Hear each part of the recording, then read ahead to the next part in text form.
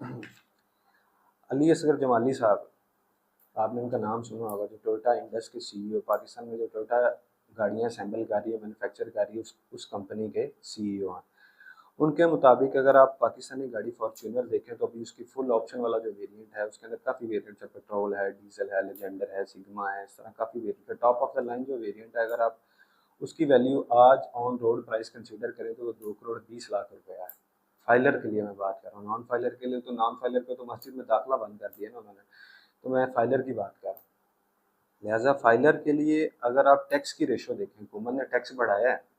Already हुकूमत उस गाड़ियों पर टैक्सेस ले रही थी, अब हुकूमत ने उस टैक्सेस को इंक्रीज़ किया। ऑलरेडी इस बजट से पहले की मैं बात करूँ तो टोयोटा, अली असगर जमाली साहब के मुताबिक, वो 2 करोड़ 20 लाख रुपए में से 1 करोड़ 20 लाख से 1 करोड़ 30 लाख रुपया हुकूमत उनसे टैक्स वसूली कर रही है।